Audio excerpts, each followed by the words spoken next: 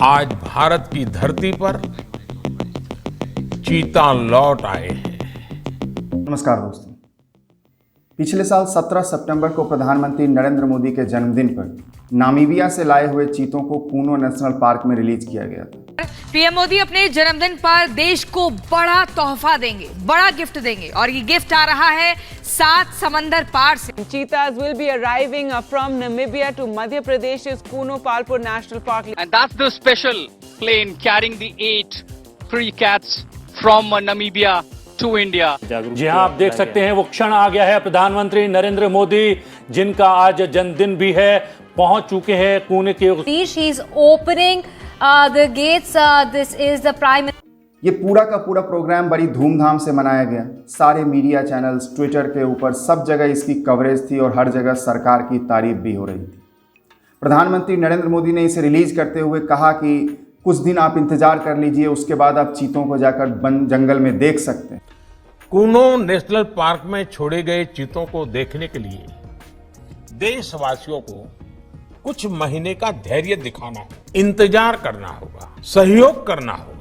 लेकिन आज लगभग उस प्रोजेक्ट को हुए 10 महीने के करीब हो गए हैं और पिछले 10 महीने में वो सारा का सारा न्यूज साइकिल जो एक समय चीतों के लाने के स्वागत का था, वो आज क्रंदन में बदल गया है।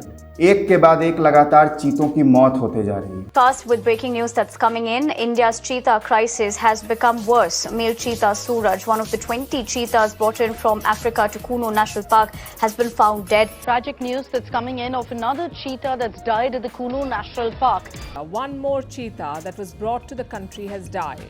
तो आज के इस वीडियो में हम लोग प्रोजेक्ट चीता के ऊपर बात करेंगे कि भारत में प्रोजेक्ट चीता को इम्प्लीमेंट करने की जो कोशिश की गई, क्या वो कोशिश गलत थी या कोशिश करने का तरीका गलत। इस पूरे मुद्दे पर मैंने पिछले 10-15 दिनों में काफ़ी डेप्थ में रिसर्च किया है और अगले कुछ मिनटों तक आप मेरे साथ बने रहिए इस पूरे के पूरे प्रोजेक्ट को डिटेल्ड रूप से समझने के लिए।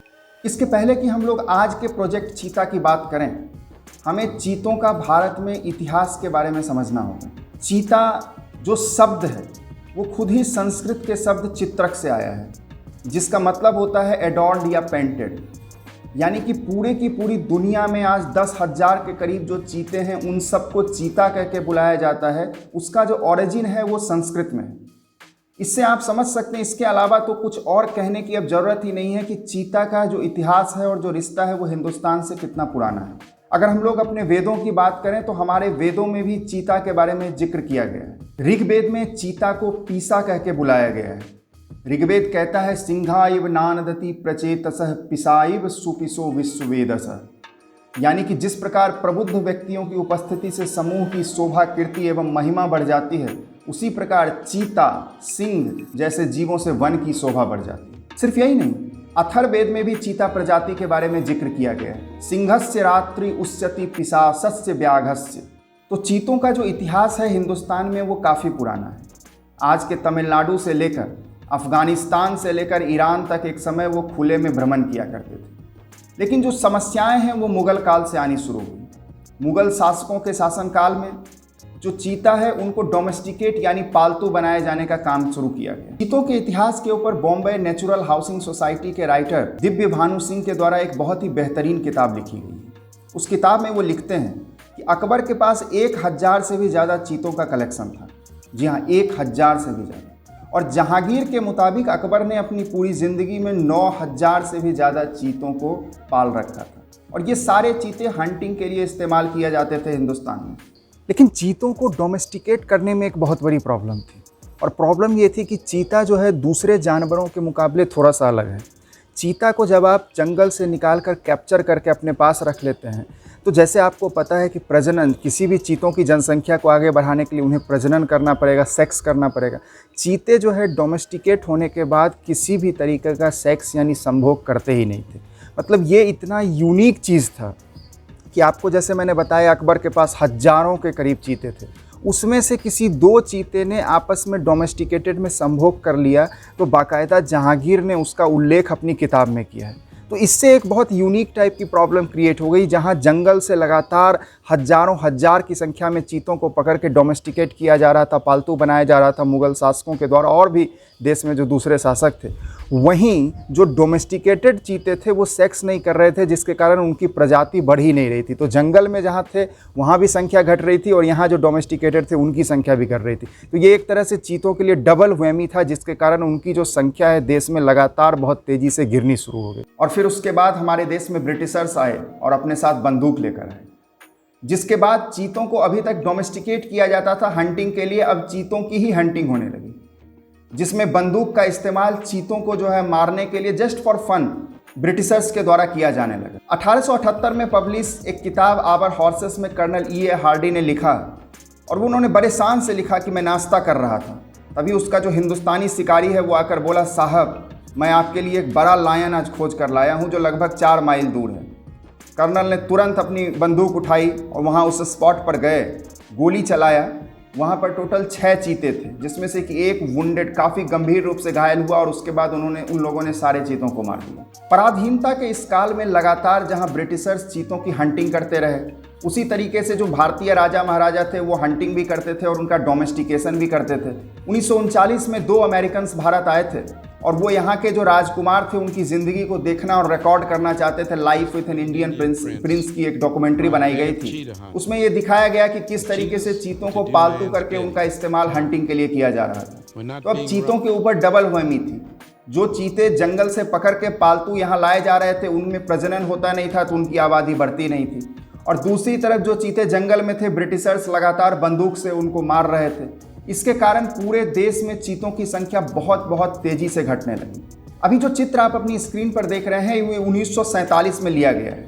महाराजा राजूमल प्रताप सिंह देव जो कोरिया सरगुहा के महाराज थे, उनके द्वारा ये 3 चीते मारे गए, जो लास्ट रिकॉर्डेड हिस्ट्री है चीतों का हिंदुस्तान में। और फिर 1952 में भारत सरकार ने ऑफिशियली चीता को एक एक्सटिंक्ट यानी विलुप्त प्रजाति घोषित कर दिया। ये तो चीतों का भारत में इतिहास रहा, लेकिन एक बार चीते जब विलुप्त प्रजाति घोषित हो गए तो उसके बाद सरकारों ने इसके कंजर्वेशन के एफर्ट्स को चालू किया। काफ़ी कोशिश कई समय पे की गई। 1952 में वाइल्ड लाइफ बोर्ड की जो पहली मीटिंग थी उसी में चीतों के ऊपर चिंता जाहिर की गई और उनकी घटती आबादी पे चिंता जाहिर की गई। 1970 में ईरान के जो शाह थे, उस वक्त जो ईरान के रूलर थे, उनसे बातचीत को काफ़ी आगे लेवल तक बढ़ाया गया। कई सारे मीडिया रिपोर्ट्स ये बताते हैं कि ईरान की जो सरकार थी उन्होंने भी जो है इसके ऊपर अपना इंथुएस्टिक रिस्पॉन्स दिया था कि भारत में जो एशियन चीतों की जो लास्ट प्रजाति ईरान में कुछ बची हुई है उसको हिंदुस्तान लाया जाए और उसके बदले यहाँ से एशियन लायन जो है वो ईरान को दिया जाएगा। लेकिन इसी बीच ईरान में इस्लामिक रेवोल्यूशन आ गया और वहाँ पर जो सरकार थी शाह ऑफ ईरान की वो गिर गई और उसके बाद ये बातचीत भी खत्म हो गई। और वहीं दूसरी तरफ हिंदुस्तान में जो दूसरी प्रजातियाँ थी जिसमें टाइगर था, लायन था, उनकी भी जो संख्या है वो लगातार घटती जा रही थी। 1971 में प्रोजेक्ट टाइगर इंदिरा गांधी सरकार के द्वारा लॉन्च किया गया। तो चूंकि दूसरी प्रजातियों की संख्या भी घट रही थी और वो भी विलुप्त होने की कगार पर जा रहे थे, तो धीरे धीरे चीता जो है वो भारत सरकार के रडार से हटता गया और दूसरे प्रजातियां जो अभी थे हिंदुस्तान में जिनकी संख्या घट रही थी उस पर ज़्यादा फोकस दिया जाने लगा। इसके बाद आर्टिकल्स, ब्लॉग, इधर उधर चीज़ें चलती रही, लेकिन जो पहली सीरियस कोशिश है वो 2009 में की गई तत्कालीन एनवायरमेंट मिनिस्टर जयराम रमेश के द्वारा, जब उनकी जो मिनिस्ट्री थी उसने एक high level meeting Gajner Rajasthan में बुलाई जिसमें चीतों को भारत लाने के लिए पूरी तरीके से विचार विमर्श किया गया। इस मीटिंग में काफ़ी सारे चीता एक्सपर्ट्स को बुलाया गया, चाहे ईरान हो, साउथ अफ्रीका हो, wildlife institute, tiger conservation authority, wildlife trust, इन तमाम लोगों ने आकर चीता के ऊपर विचार विमर्श किया। और इस वक्त तक ईरान में जो एक समय चीतों की संख्या 300 के करीब थी वो लगातार घटते घटते 100 के करीब पहुंच गई और ऐसा लगने लगा कि ईरान सरकार चीतों को देना ही नहीं चाहती। तो उस वक्त अफ्रीका जहां हजारों से भी ज़्यादा चीते खुले में घूम रहे थे, वहां से चीता हिंदुस्तान में लाना सरकार के लिए एकमात्र ऑप्शन था और इस मीटिंग में इसका फैसला लिया गया कि हम लोग आगे अफ्रीका से जो है चीतों को इंपोर्ट करें। लेकिन ये इतना आसान भी नहीं था।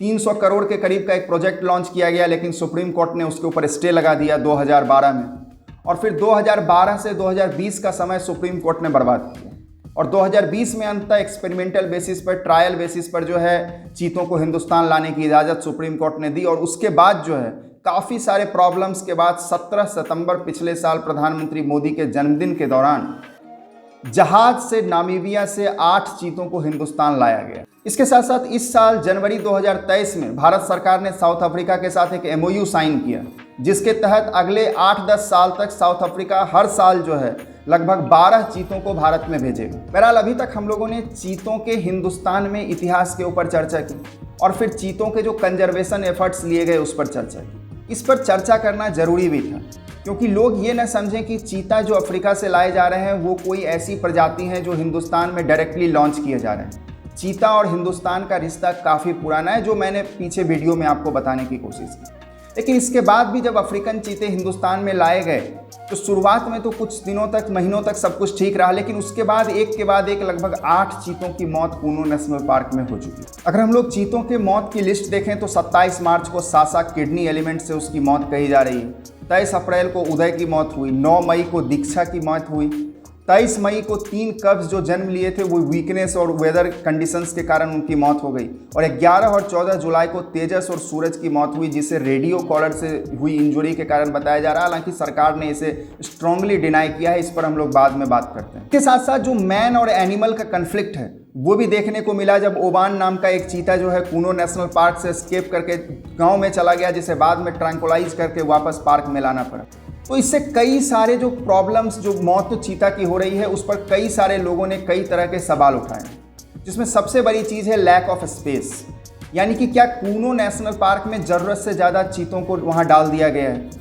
अगर इस पर एक रिसर्च पेपर चीतों के ऊपर यूनिवर्सिटी ऑफ पेंसिल्वेनिया में पब्लिश की गई, जिसके पेज 18 में उन्होंने ये बताया कि भारत सरकार का एस्टीमेट है कि 100 चीतों को रखने के लिए 3200 स्क्वायर किलोमीटर ज़मीन की ज़रूरत होगी, लेकिन जो अफ्रीकन चीताज के ऊपर स्टडी किया गया है उसमें इतने ही चीतों को रखने के लिए 12,700 स्क्वायर किलोमीटर ज़मीन की ज़रूरत है। इसका मतलब क्या भारत की जो सरकार है और जो भारत के एनिमल इंस्टीट्यूट्स हैं 4 गुना कम एस्टिमेट कर रहे हैं, 4 गुना से अंडर एस्टिमेट कर रहे हैं। हालांकि इस प्रोजेक्ट से जुड़े हुए जो दूसरे लोग हैं उन्होंने इसको काफ़ी स्ट्रांगली डिनाई किया है और उनका मानना है कि नहीं, चीतों को जितनी जगह चाहिए उतना उन्हें उपलब्ध कराया गया है। कई सारे एक्सपर्ट ने तो बाकायदा कूनो नेशनल पार्क में चीतों को जो खाने के लिए चाहिए उसी के न होने का दावा किया, और लैक ऑफ फूड्स को भी एक बहुत ही इंपॉर्टेंट रीजन बताया जिसके कारण चीते जो है कूनो नेशनल पार्क से भी बाहर निकल के दूसरे गाँव और बगल की टेरिटरीज में चले जाते हैं। यहाँ तक कि इसमें जो एक्सपर्ट्स हैं उनके अंदर भी काफ़ी ज़्यादा मतलब डिफरेंस ऑफ ओपिनियन है, जहाँ पर कि एक एक्सपर्ट ने चीतों को हिंदुस्तान में लाने को बिल्कुल सही कदम बताया, वहीं जो दूसरे एक्सपर्ट हैं वाल्मीकि थापर, उन्होंने इंडिया टुडे में राजदीप सरदेसाई के साथ एक प्रोग्राम में उन्होंने चीतों को भारत में लाना टोटली मतलब एक तरह से मूर्खता बताया। That this was an ill-advised multi-million-dollar project which would have huge problems because India is not the natural habitat of the cheetah. India does not have the terrain the cheetah needs, the food it needs, and also the cheetah will not be able to deal with a hot Indian summer. जी हाँ, इसमें उन्होंने terrain, food और hot temperature तीनों के बारे में बात करी जिसके कारण चीतों को हिंदुस्तान नहीं लाना चाहिए। हालांकि पर्सनली मैं भी इससे थोड़ा मतलब ये थोड़ा एक्सट्रीम क्रिटिसिज्म लगता है और मैं भी पर्सनली इससे एग्री इसलिए नहीं करता क्योंकि चीते आज से 100 साल पहले हिंदुस्तान में चीते थे, आज से 300 साल पहले हिंदुस्तान में हजारों की संख्या में चीते थे। तो पिछले 100-300 साल में ऐसा हिंदुस्तान में क्या टेरेन बदल गया है या फूड बदल गया या टेम्परेचर ऐसा कोई मतलब ज़बरदस्त चेंज आ गया है जिसके कारण चीते यहाँ पर जो है नहीं रह सकते? ये थोड़ा मतलब मानने वाली बात नहीं है। इसके साथ साथ एक बहुत ही महत्वपूर्ण इशू जो इस पूरे प्रोजेक्ट में निकल कर आया है वो है जानकारी को छुपाने के आरोप जो है सरकार के ऊपर लगे। रिसेंटली जो है 2 चीते तेजस और सूरज की मौत हो गई, एक 11 जुलाई को मौत हुई, एक 14 जुलाई को मौत हुई। साउथ अफ्रीका में जो यूनिवर्सिटी ऑफ प्रेटोरिया है उसके एसोसिएट प्रोफेसर एड्रियन टॉर्डिफ जो इस प्रोजेक्ट में भी चीता प्रोजेक्ट को भी एडवाइस कर रहे हैं, उन्होंने ये साफ कहा कि जब मैंने उनकी पिक्चर्स देखे तो मुझे ये साफ लगा कि ये रेडियो कॉलर के कारण, जो रेडियो कॉलर गर्दन के चारों तरफ लगाया जाता है जिससे जीपीएस सिग्नल्स कनेक्ट होते हैं, उस रेडियो कॉलर इंजुरी के कारण इन दोनों चीतों की डेथ हुई।